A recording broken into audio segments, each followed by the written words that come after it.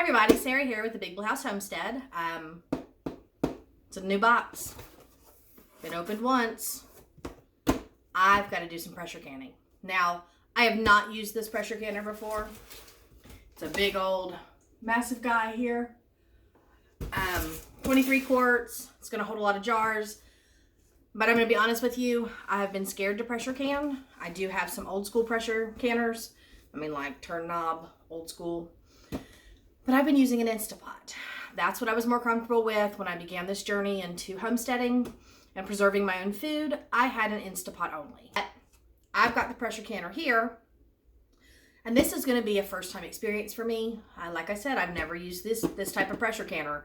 So I'm going to learn this process, and we're going to learn it together because I think that's really important that as a community and as everybody's watching, we all do these things as a unit, and we all learn and create and build off of each other from ideas and from experience and from understanding.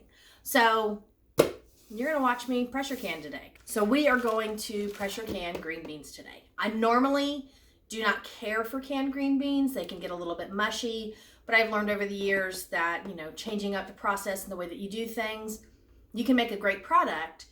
But I believe that if you season from the beginning, then it's easier to eat it later. Just a water canned green bean is, mushy and But if you do it in something really good, you're going to add all that flavor, and then you just pour it in a pot and heat it up. So I've been out running errands because I'm out of my own canned chicken stock. So I went and I bought some jars of chicken stock from the store. Really nice artisan, good chicken stock. Okay, so I want to show you this. I bought some smoked neck bones. The reason why I did that is because that's going to add some really good flavor in my green beans as well. So what we're going to do to begin with is we're going to get this stock opened up, put into a pot, and we're going to throw one of these giant neck bones in to add a lot more, smoky quality to it. Almost like if you cooked with bacon and you cook, your beans with bacon, Southern style. This is just going to be a little bit healthier because it's not so fatty. But yeah, we're going to get this started. So first things first, we're going to get the pressure canner out and we're going to start the stock now, and then we'll come back to it. Okay. So it seemed like only minutes, but I literally have been sitting here for almost an hour snapping beans. I'm only going to do the two types today because I'm canning those. The other ones I just decided it's a small batch. I'm going to make dilly beans or chipotle dilly beans. But I did something creative. I don't think anybody else thinks of this except me because I'm always outside of the box. But these are all the Romano beans. I broke those up. Well, they kind of look similar to the Kentucky Wonders, and instead of having to label out exactly what type of bean is on there, I left a couple of them whole. So when I go to pack my jars, I'm going to slide a couple whole beans upright in my jars, and that way, if I'm just quick grabbing from the pantry, I can see the ones with the bean upright are the Romanos. The ones without it are just Kentucky Wonders. So I just wanted to share that. But I've got my brand new pressure canner taken out, washed, and ready. So let's try to put this together like the manufacturing says. And I watched a couple videos in the meantime while I was snapping beans just to make sure I'm doing this right. Like I said, I have never used this pressure canner before. I've used the really old school, and then I've also used the Instapot and water bath. Well, and steam canning. I have a steam canner too. But just saying, first time with a real live action pressure canner. So let's try to get this put together real quick. Okay, so first things first, I've got my manual. That's the most important rule here. Got my little weights and pressure gauge. And I've got my canner very nice and clean. You want to make sure you remove all of the manufacturer oils, residues, and contaminants from it, just so that it functions really nice and it doesn't, get damaged.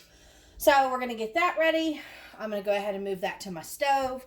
Lots of back and forth. Okay, before I put this together, I just want to explain something real quick. Okay, I know how to can. I have done canning for a while now. I've never used a pressure canner, and not in this home at all. And the reason being is because this is a large quart. I'm used to the little small ones. This is enough to hold 7 quart jars at a time, or like 23 pint jars. I mean, it's absolutely crazy how much it holds, and I don't have a whole lot of room. So I'm going to show you that after we get the lid together, because that's what worries me. Not that I've never used this, but the space that I have to use it in. That's what I'm afraid of. But I'm not really scared of canning, and I don't want anybody else to be either. Breathe in, take that breath, because we can do this. We can, okay? So let's get this going. Get this lid together. We're gonna put it onto the lid.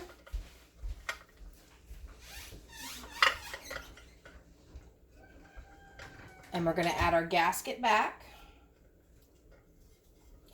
And then we're gonna add everything else and get this little nut screwed on.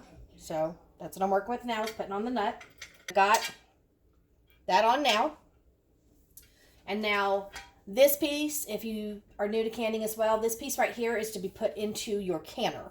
It's got these little spots that are, you know, indented out along with this rim, and that keeps your jars off the bottom. So that's not necessary at the moment. And you never want to put your weight on first. You want to make sure that you get your gasket on and your pressure built up. Don't put the weight on yet. So what I'm going to do is I'm going to slide my gasket in. And this is a brand new canner, so I shouldn't have any issues. If you've bought a used canner or you have been given one, like gifted from a family member or a friend, make sure this seal is very rubbery and it's not tight feeling. Make sure it feels very pliable, because if it feels like it's got a little bit of a crunch to it, it's probably getting bad.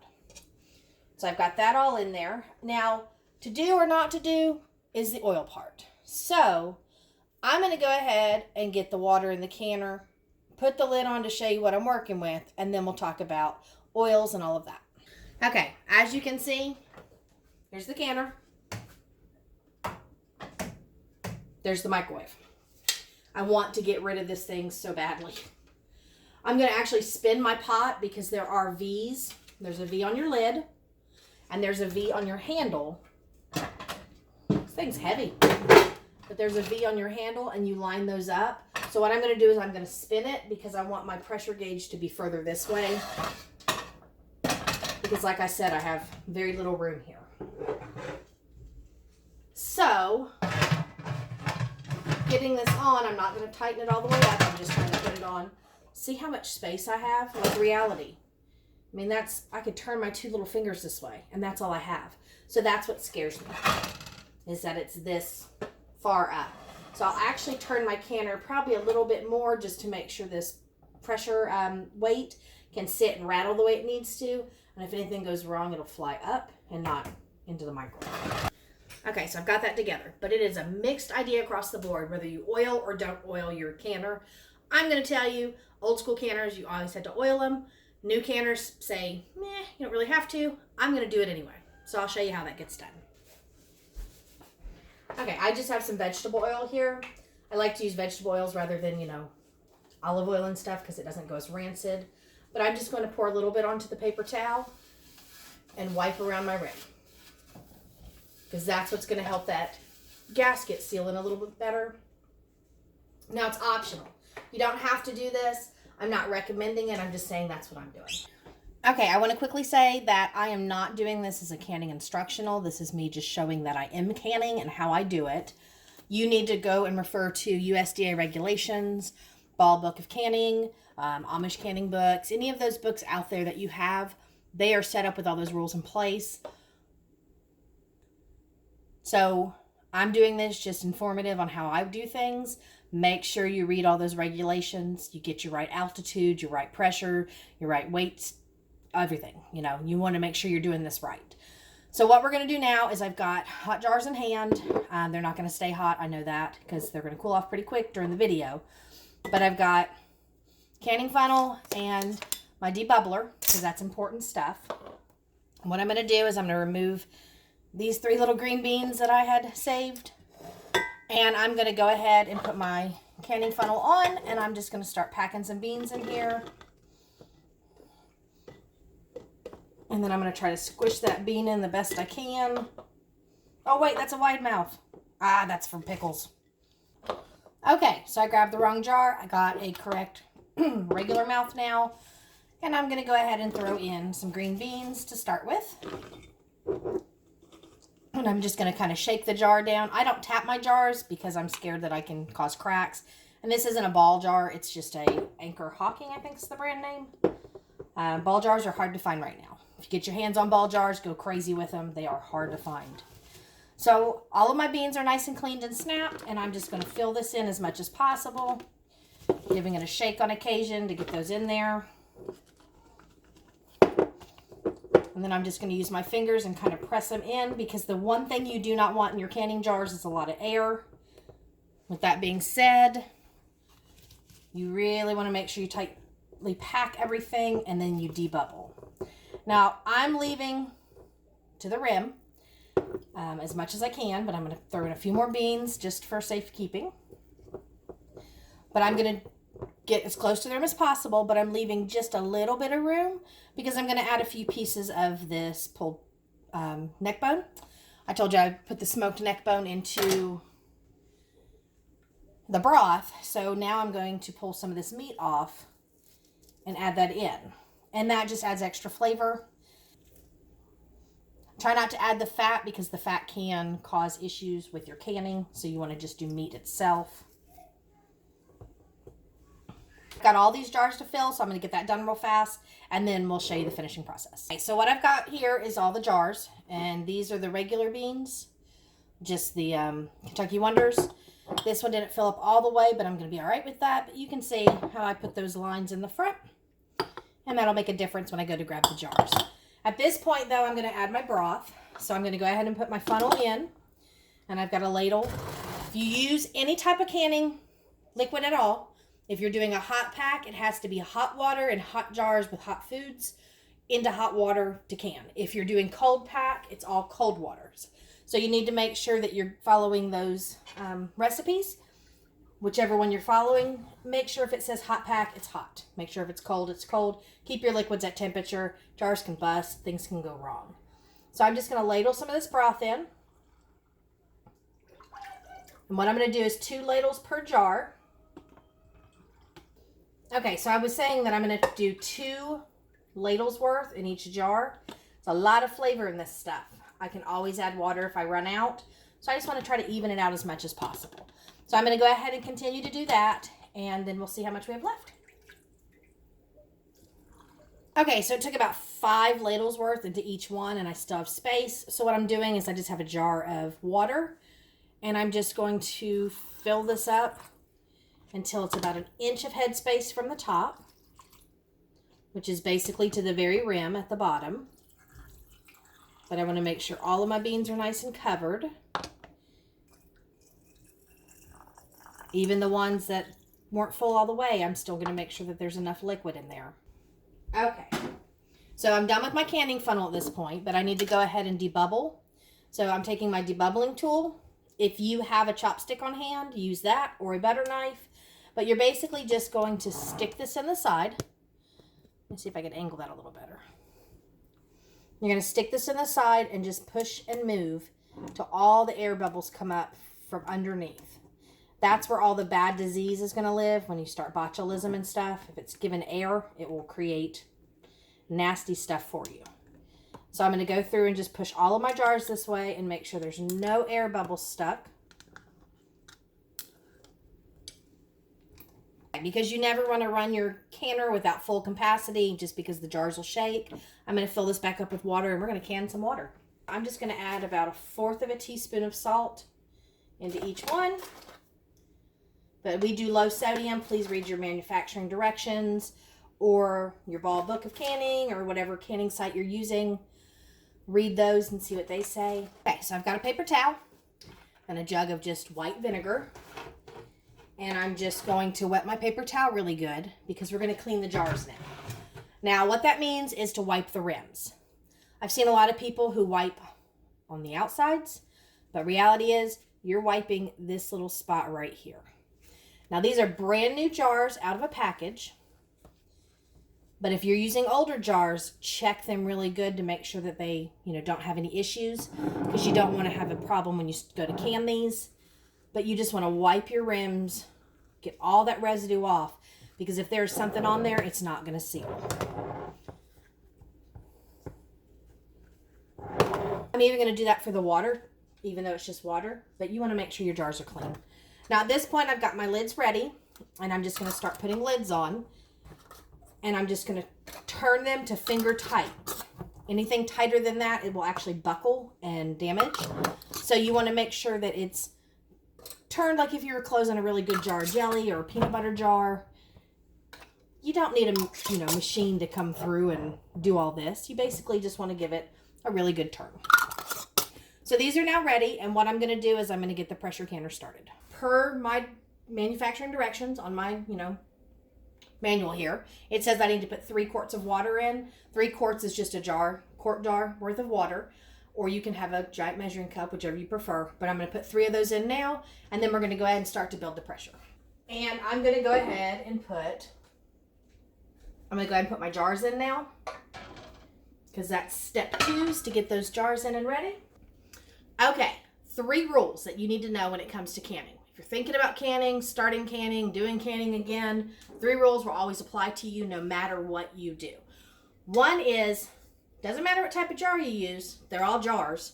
Don't reuse spaghetti jars and things of that nature. You want canning jars only, but you want to make sure they're good. So hold them to the light, check for any cracks or issues. Make sure your bottoms are really nice and solid still. Even if you have one little ding, it'll burst out your bottom. So make sure your bottoms are good and run your fingers across the tops. If you feel any nicks or breaks or even an issue anywhere in there, it's not going to give you a good seal and you're going to lose your product. So make sure you have good jars. Secondly, lids and bands, good as well. You have to have good usable quality lids and bands. I don't use my lids over again. I usually just purchase new ones. I've seen people who have. Discretion's up to you on whether you want to do that or not. I prefer just to use new ones just in case. But you want nice fresh lids that are new, and the band is the piece that goes around the outside.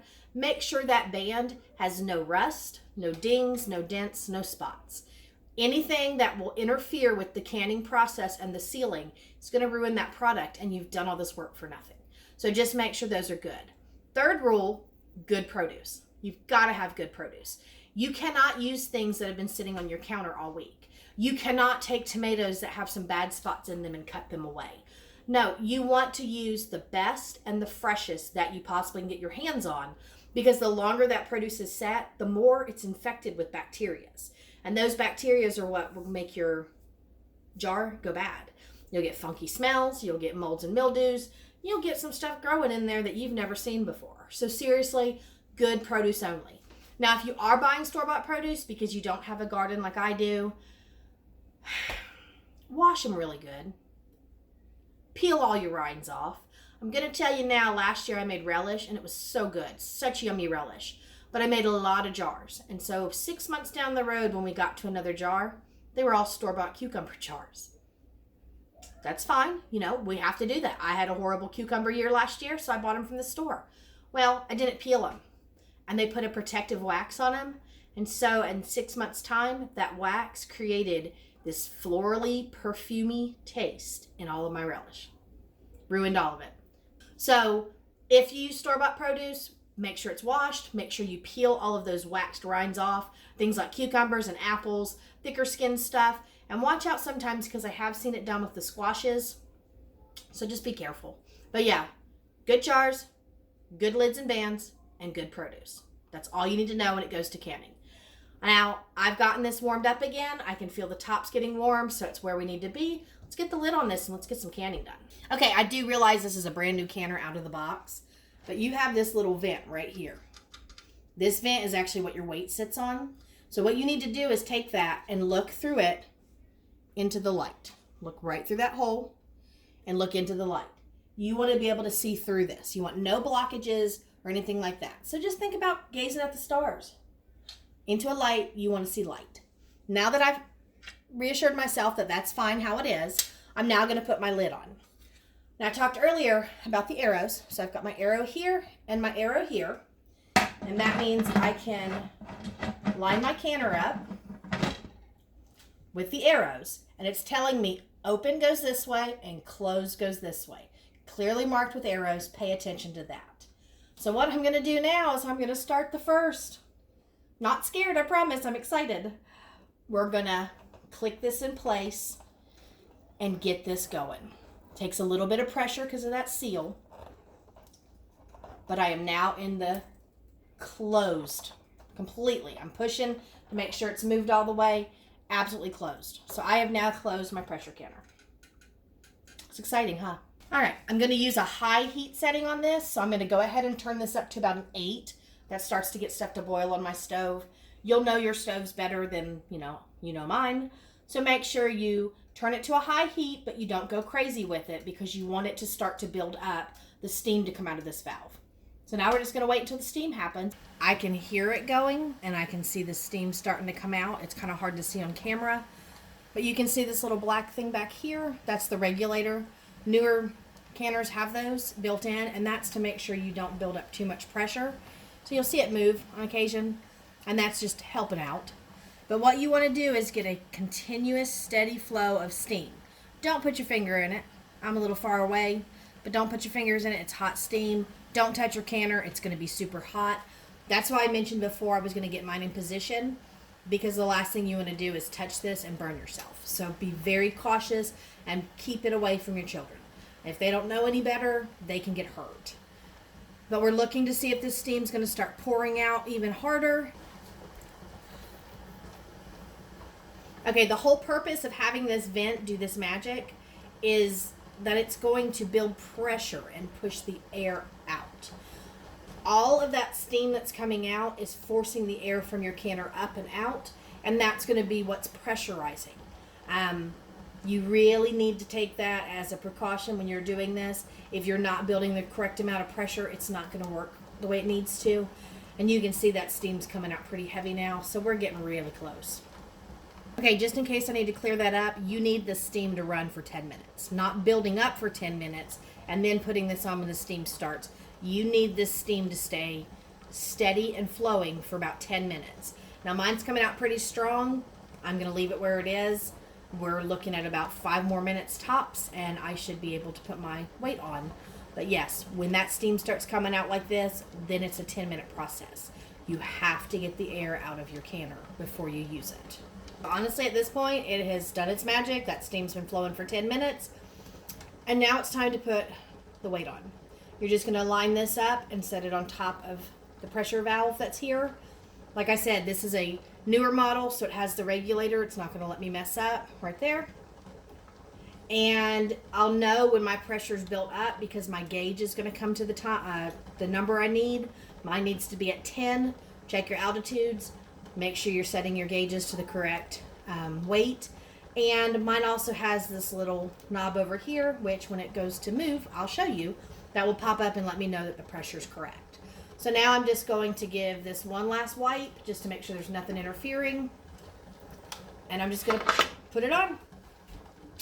So wish me luck, first time doing this.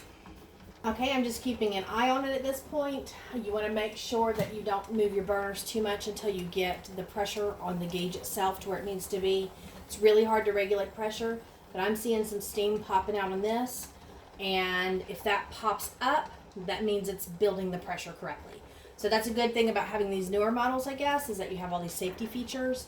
Back in the day, you'd hear about these things blowing up, and that's because all they were a pot and a lid and a lot of steam and a lot of pressure.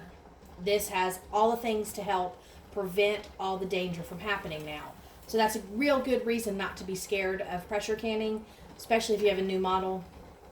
It's not going to let you go wrong, I promise.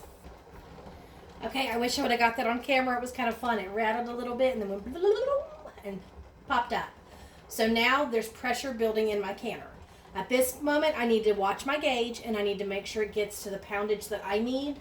As it goes up, I can turn my heat down a little bit and regulate it. But for now, I'm just going to let it go where it is and get that gauge to move. Because you cannot start your countdown on the pressure cooking process, the pressure canning cooking process, until it reaches the weight it's supposed to be at. If you right now started your countdown for, like this takes 25 minutes. If I went ahead and went, 25 minutes and started my timer, I'm doing it incorrectly. You have to wait until this gauge reaches where it needs to be. Okay, so if you're standing in front of your canner like I am right now, it takes a while for this gauge to start to move, so just be aware of that. And what I read in my manual was that it suggests when it hits about 2 pounds. Now, each mark on the dial is going to give you a pound, and I have to get up to the 10-pound mark. So it says when it reaches about 2, that's when I should go ahead and turn my burner down a little bit to help regulate. If it goes too far, I have to reduce it, and it takes a lot longer to cool because there's so much pressure built. My pressure canner gauge is now saying it's at a 10. But I turned my burner down just a little bit more because I want to maintain it at the 10. So let me show you what I'm looking at. All right, so that's where I need to be at. Depending on your location, you might have to go higher, but I'm at a 10. That's what I need to keep it at this entire time. Now that it's at its 10, I can start my timer for the actual canning process. So I'm just going to put my timer on my kitchen for 25 minutes.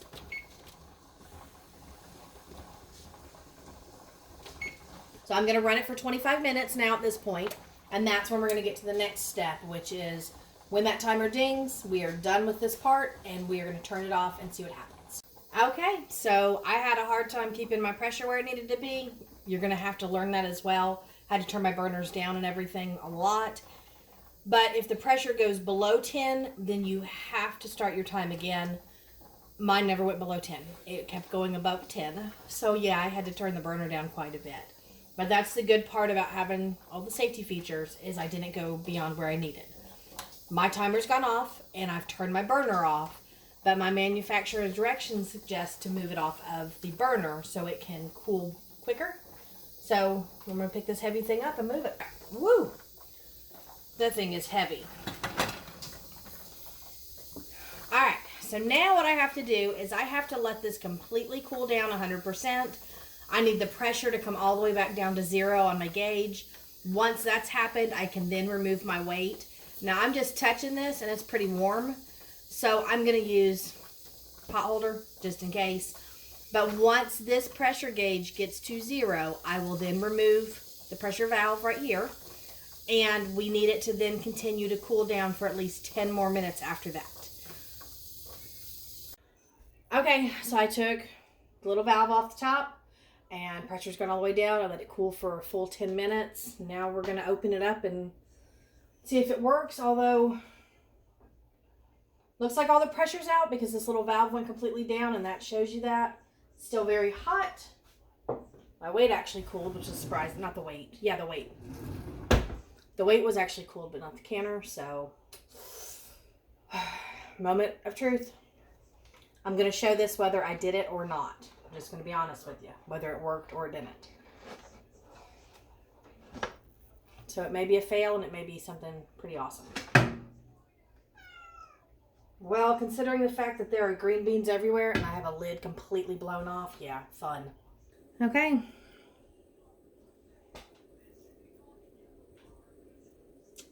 Yeah, I completely lost a lid, and you see that? Green beans everywhere. Alright, let's put these jars out and see what happens. First of all, I like to put my jars into roasting pans because that mess right there, I don't want it on my counters and down everywhere else. And plus, if something went wrong, we'll see what happens. I've got some buckling on quite a few of these, which is highly disappointing, which means that these cheap Anchor Hawking jars did not do what I wanted. And overall, look at all that broth compared to beans. That's a big difference. I probably should have packed that all a lot tighter. And look, that one's got an attached green bean on the side. So far, I'm seeing 3 jars. That will be all right. I'll just pull this jar up to show you.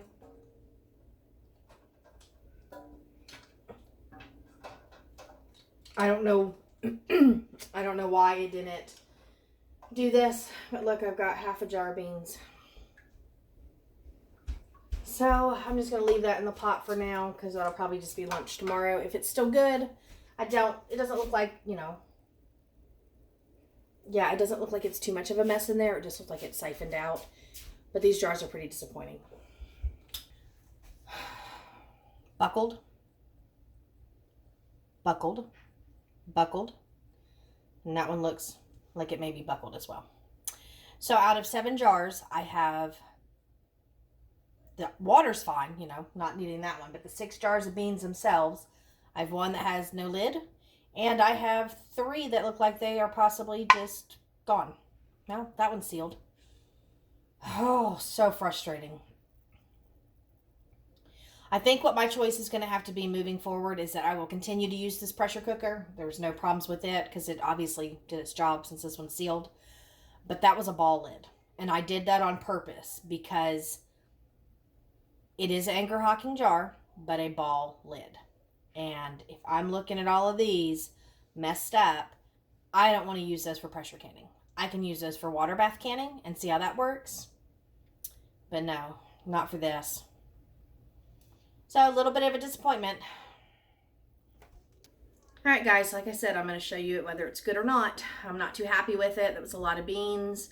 But if this happens to you and you have problems with your jars sealing, when you let them sit on the counter, you want to let them sit until they're absolutely cool, which usually takes, about 4 to 8 hours, tops, depending on what you've got in there. But you don't want to touch your jars for 24 hours.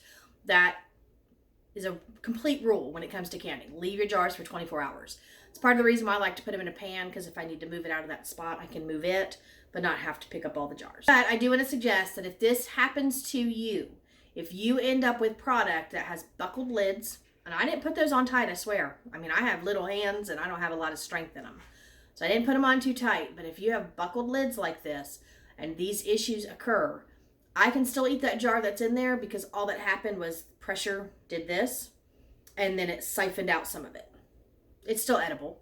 So I'll have that for lunch. But the rest of these jars that aren't going to seal, all you have to do is put those in your refrigerator.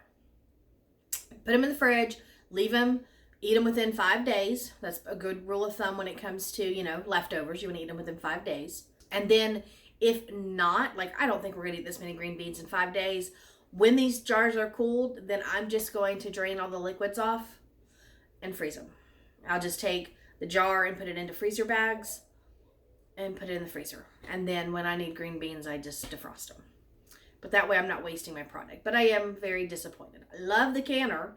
It did take a long time to warm up. It did take a long time to regulate the pressure, all of that stuff. I'm learning, you're learning, we're doing this together. So we all have to just, keep an eye on that pressure. Don't be pressured about pressure canning. It's okay. It really wasn't that strenuous like I thought it was going to be. And in fact, I enjoyed it. Just disappointed that my product didn't come out the way that it wanted. And I don't think it was the canner's fault. I honestly think it was the cheap jars. And they're not cheap because the glass itself is good. It's just, I don't like those lids.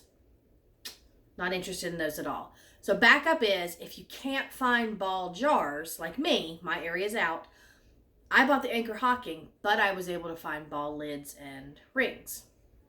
Just do the same thing. That way the next time when you have a fail like this, just replace the lids with a more reputable brand. And I'm not sponsored by Ball or anything like that. It's just, one of those things you go to when you go to canning. Ball. Everything has Ball involved. Well, thank you guys for stopping in for my journey. If you're new to the channel, hit the subscribe button. Give me a thumbs up and leave me some comments. Let me know if you've ever had this happen too, because I gotta clean this up now, and that is a mess. Green bean mess. But life is what it is. And at least it smells good, and I have product to eat, and I can taste it tomorrow. So I'll look on the positive. Thank you guys. I'll see you in the next one.